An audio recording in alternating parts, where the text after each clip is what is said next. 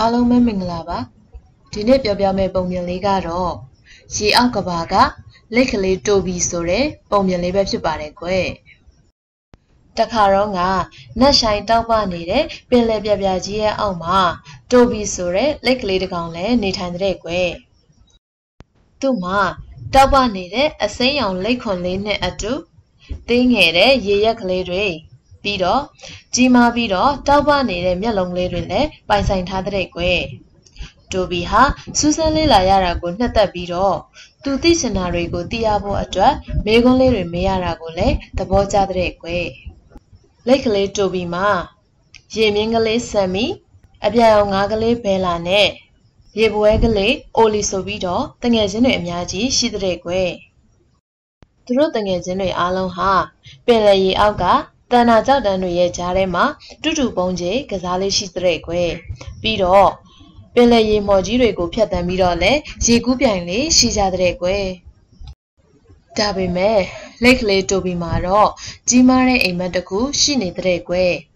အဲ့ဒါကတော့ဟော်ရီတန်နာကြောက်တန်းတွေရဲ့အလွန်ပုံမနှက်ဆိုင်လာတဲ့ပင်လယ်ပြင်ကြီးရဲ့အောက်မှာဘလို့ထူးဆန်းတဲ့အရာတွေရှိနေတယ်လဲဆိုတာကိုသိရဖို့ပဲဖြစ်ပါတယ်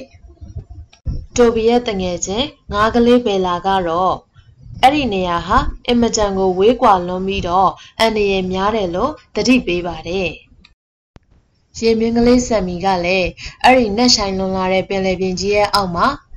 အသားစားတဲ့ငမန်းကြီးတွေရှိတဲ့အဲ့ဒီနေရာကိုမသွားပါနဲ့တိုဘီရဲ့လို့တားမြစ်လိုက်တာပေါ့ကွယ်ရေပွဲကလေးအော်လီကလည်းငါတို့မတွေ့ဘူးတဲ့ထူးဆန်းတဲ့သတ္တဝါတွေလည်းရှိနေမှာလို့ထပ်ပြောလိုက်တာပေါ့ကွယ်ဒါပေမဲ့လက်ကလေးတိုဘီကတော့တငယ်ချင်းတွေဘလောက်တာနက်ဆိုင်လွန်လာတဲ့ပင်လယ်ပြင်ကြီးရဲ့အောက်ကိုသွားဖို့အတွက်ဆုံးဖြတ်လိုက်တဲ့ကွယ်ပြီးတော့သူ့ကိုယ်သူလည်းဂရုစိုက်ပါမယ်လို့တငယ်ချင်းတွေကိုဂရုပေးလိုက်တာပေါ့ဒေတာရဲ့မနက်ခင်းလေးတစ်ခုမှာတော့တိုဘီဟာသူ့ရဲ့တငယ်ချင်းတွေကိုနှုတ်ဆက်ပြီးတော့သူ့ရဲ့စွန့်စားမှုခရီးစဉ်ကိုစတင်ထွက်ခွာလာပါတော့တယ်သူဟာတန်နာကြောက်တန်းတွေအယောင်သွေးဆောင်တဲ့ငါးကလေးတွေကိုဖျက်ကျော်လာပြီးတော့ပုံမကြီးမားကျယ်ပြန့်တဲ့သမုဒ္ဒရာအတွင်းသို့ကူးခတ်ဝင်ရောက်လာပါတော့တယ်သမုဒ္ဒရာရေပြင်ဟာပုံမနှက်ဆိုင်လာပြီးတော့အယောင်သွေးတွေကလည်းပုံမတောက်ပလာတဲ့ကွယ်ပြီးတော့အဲ့ဒီရေပြင်ရဲ့အောက်မှာတိုဘီဘယ်တော့မှမကြားဘူးတဲ့ထူးဆန်းတဲ့အတန်ကြီးတွေကိုလည်းကြားရတဲ့ကွယ်တိုဘီဟာသမုဒ္ဒရာထဲမှာကူးခတ်နေတော့မှပဲလှည့်မြန်ပြီးတော့ကြီးမားတဲ့ပုံစံရှိတဲ့မိခိုးရောင်အရာတစ်ခုဟာသူ့ရဲ့ဘေးကနေရုတ်တရက်ဖြတ်တန်းသွားတဲ့ကွယ်တိုဘီကနောက်ကိုပြန်လှည့်ကြည့်လိုက်တဲ့အခါမှာတော့အဲ့ဒီအရာဟာလင်းမိုင်လေးတစ်ကောင်ဖြစ်နေတဲ့ကွယ်အဲ့ဒီအခါမှာလင်းမိုင်ကလေးကလည်းတိုဘီကိုပြန်လှည့်ကြည့်ပြီးတော့ဟေးမင်္ဂလာပါငါကလင်းမိုင်ကလေးတက်စေပါလို့နှုတ်ဆက်လိုက်တာပေါ့ကွယ်ပြီးတော့မင်းကိုအရင်ကဒီနေရာမှာမတွေ့ဘူးပါဘူးလို့လည်းထပ်ပြောလိုက်တာပေါ့အဲ့ဒီအခါမှာလက်ကလေးကမင်္ဂလာပါငါကတိုဘီပါဟောဒီသမုဒ္ဒရာကြီးကိုစူးစမ်းလေးလာခြင်းလို့ရောက်လာတာပဲဖြစ်ပါတယ်ဒါဟာငါရဲ့ပထမအဆုံးအကြိမ်စွန့်စားမှုကြီးပဲဖြစ်ပါတယ်လို့ပြန်ပြောလိုက်တာပေါ့ကွယ်အဲ့ဒီအခါမှာလင်းမိုင်ကလေးတက်ဆဲကကောင်းပါပြီမင်းကန်ကောင်းပါတယ်တိုဘီဟောဒီသမုဒ္ဒရာတွေကထူးဆန်းတဲ့နေရာတွေအကုန်လုံးကိုငါသိပါတယ်မင်းကငါလိုက်ပို့ပေးပါမယ်ငါနောက်ကလိုက်ခဲ့လို့ပြန်ပြောလိုက်တာပေါ့ကွယ်ပထမဆုံးအနေနဲ့လင်းမိုင်ကလေးတက်ဆဲဟာတိုဘီကိုအင်မတန်ကိုလဲလဲတောက်ပါတဲ့ရေခုငါးကလေးတွေရှိတဲ့ရေအောက်နိုင်ကူထဲသို့ပို့ပေးတဲ့ကွယ်တိုဘီဟာတိတ်ကိုအံ့အားသင့်သွားပြီးတော့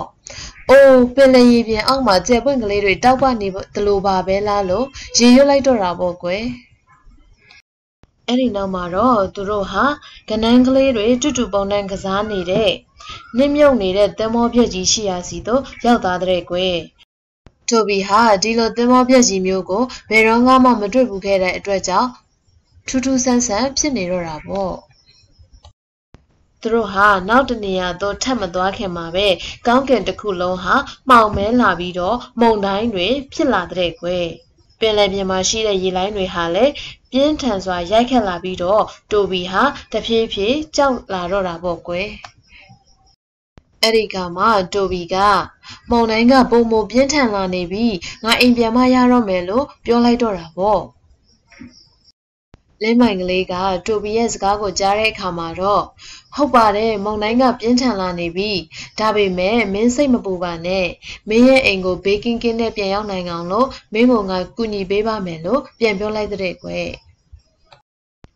တိုဘီနဲ့ဒက်ဆယ်ဟာမုန်တိုင်းထန်နေတဲ့ပင်လယ်ပြင်မြင့်မာတဲ့ကြောက်ဆောင်တွေနဲ့